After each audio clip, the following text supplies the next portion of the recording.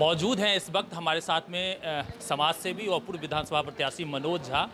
Agriculture में सुखाड़ का मुद्दा उन्होंने उठाया है और सुखाड़ के मुद्दे पे लगातार जो है सरकार को घेरने का प्रयास कर रहे हैं, पदाधिकारियों को घेरने का प्रयास कर रहे हैं। बड़ा सवाल एक ये भी उठता है कि सरकार अब डीजल अनुदान दे रही है, नहर की व्यवस्थाएं कर रही है। ऐसी परिस्थिति में यदि आप सुखाड़ का मुद्दा उठाते हैं तो किस हद तक लगता है कि कहाँ बेईमानी हुई है, क्यों सुखाड़ है जिला? सर्वप्रथम तो हम यह कहना चाहेंगे कि किसानों के साथ तो शुरू से ही खिलवाड़ होते हुए आ रहा है। किसानों को लिस्ट को सूचीबद्ध करना यह सरकार की पहली प्रायोरिटी हो जानी चाहिए, क्योंकि सरकार जो कुछ भी किसानों को दे रही है डायरेक्ट उनको मिले।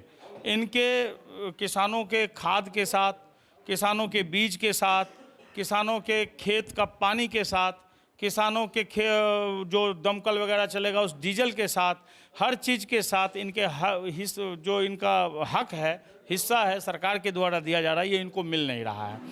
तो अभी जो बाबूबरही की जो स्थिति है, बाबूबरही विधानसभा का मैं दौरा करते रहता हूँ, बाबूबरही की जो स्थिति है उसमें सुखाड़ घोषित होने वाली है। पानी का नामो निशान नहीं है, थोड़ा पानी होता है और ख़त्म हो जाता है। तो फसल बिल्कुल हुआ नहीं। और किसानों को जो अभी फसल उपजाने के लिए बीज मिलना चाहिए, खाद मिलना चाहिए, वो बीज और खाद मिला ही नहीं, डीजल मिला ही नहीं।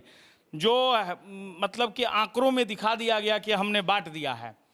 जो किसान लिस्टेड हैं उनको नाम मात्र मिला। वो समझते हैं कि उनके दिमाग में ये चीज़ भर दिया गया है पदाधिकारियों के द्वारा कि ये जो तुमको मिल रहा है ये फ्री में मिल रहा है। तो किसान भी समझते हैं, किसान भी इस बात को समझने के लिए मजबूर हो गए हैं कि ये चीज़ जो हम लेने के लिए जा रहे हैं वो फ्री में लेने के लिए जा रहे हैं।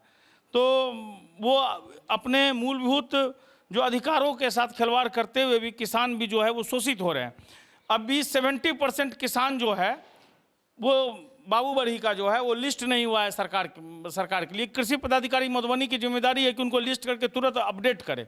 और मैंने माननीय मुख्यमंत्री महोदय से कल पत्र लिखकर यह भी उनसे अनुरोध किया है कि जो इस संबंधित जितने भी जिलाधिकारी महोदय हैं और मधुबनी जिला के जो भी इस कृषि डिपार्टमेंट से संबंधित हैं, डिस्ट्रिक्ट एग्रीकल्चर ऑफिसर हैं, उनको दिशा निर्देश दें कि सारे किसानों को जो है वो सूचीबद्ध कर लें और उनका अधिकार यह सुनिश्चित करें कि जो भी सरकार के द्वारा उनको अधिकार दिया जा रहा है वो उनको मिल रहा है।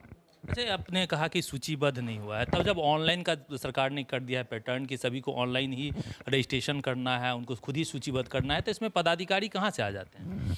देखिए, ऑनलाइन जो क्या आप डायरेक्ट ऑनलाइन कर सकते हैं अपने आप को? कोई किसान डायरेक्ट ऑनलाइन कर सकता है अपने आप को?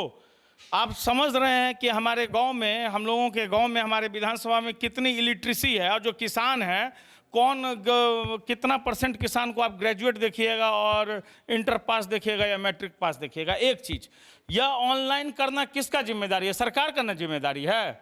आपने लिस्ट में दिखा देंगे जनसंख्या इतना है और किसानों को इतना ऑनलाइन किया गया है, लेकिन जो छूट गए हैं उसकी जिम्मेदारी किनका है और कितना छूट गया है? 70% तो बचा ही हुआ है। तो जब आप डोर टू डोर विजिट कीजिएगा तब ना आपको पता चलेगा कि कितना किसान है, किसको छोड़ा गया है। अच्छा, एक चीज़ और सरकार सुविधा दे रही है कि हर गांव में 2 बोरिंग जो है, सरकारी बोरिंग से सिंचाई की व्यवस्था, नहर की व्यवस्था।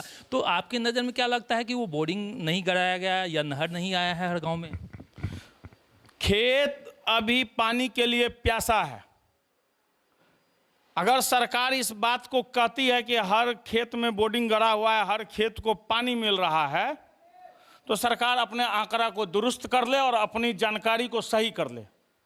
अच्छा, ये जो पूरा खेल है, अब मान लेते हैं आपकी नज़र से हम देखते हैं कि एग्रीकल्चर में बड़ा एक घोटाला का एक गेम चल रहा है, तो ये गेम में कितने लोग सम्मिलित हो सकते हैं और कितना बड़ा घोटाला ये हो सकता है? ये तो जांच का विषय है। जांच बैठाएं माननीय मुख्यमंत्री महोदय, उसमें आएगा कौन कहाँ गया। बड़ा गेम जो है खाद माफिया या बीज माफिया, या सारे मिलकर के गेम खेल रहे हैं, नीचे से लेके ऊपर तक गेम खेल रहा है, सब फंड खा रहा है।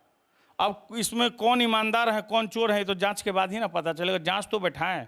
और सबसे पहली बात तो यह है कि भाई सूचीबद्ध करें ना सबको, जो ये सुखाड़ से पहले निपटे ना। जो किसान अभी सुसाइड करके मरने का नौबत आ रहा है, भूखे मरने का नौबत आ रहा है, उसको संभालें ना अभी। या ये भी झूठ है कि बारिश नहीं हो रहा है, ये भी डिजिटल में चल रहा है कि बारिश डेली हो रहा है। आप बताइए हमको। नहीं, वर्षा तो वो इस बार अनुपात से कम हुआ है, मानसून कमज़ोर है, लेकिन जो हमने ऑफ द रिकॉर्ड कई सारे पदाधिकारियों से बात की तो बोला कि सिंचाई के कई सारे साधन उपलब्ध हमने करा दिया तो खेती हो रही है। आप पदाधिकारी से बात करते हैं तो किसान को बीच में लेके बात कीजिए। उनके एसी ऑफिस में जाके उनके चैम्बर में क्या बात करते हैं, किसानों के बीच में बात कीजिए। तो लग रहा है कि जो एसी में बैठ कर के चैम्बर में अधिकारी जो हैं वो सभी योजना जो फ्लॉप बना रहे हैं और कागजों में वो कर रहे हैं, आपकी नज़र में? अपना दही कोई खट्टा कहता है, सो कहिए। अब पदाधिकारी से जाके पूछिएगा अकेले में कि तो क्या है, तो क्या बोलेंगे हम लिस्ट गलत बनाए हैं। तो ऊपर से जांच करवाइए ना भाई, मुख्यमंत्री महोदय को लिखे हैं तो ये देखिए ना कि उस पर इंक्वायरी हो। अब मुख्यमंत्री से मांग किए हैं, एग्रीकल्चर में कई सारे जो ऊपर से लेकर नीचे तक पदाधिकारी हैं कहीं ना कहीं बड़े स्कैम की तरफ बढ़ रहे हैं, बड़े घोटाला की तरफ जो है योजना बना रहे हैं और कर रहे हैं। इन सारी योजनाओं को पर्दाफाश करने के लिए एक जांच जरूरी है और जांच टीम गठन के लिए लगातार सरकार से मांग कर रहे हैं। हालांकि देखना होगा कि इस मामले को, इस मुद्दे को कितना सरकार गंभीरता से लेती है और उद्भेदन करती है। मिलेंगे अगले वीडियो में, तब तक ले दीजिए हमें इजाज़त।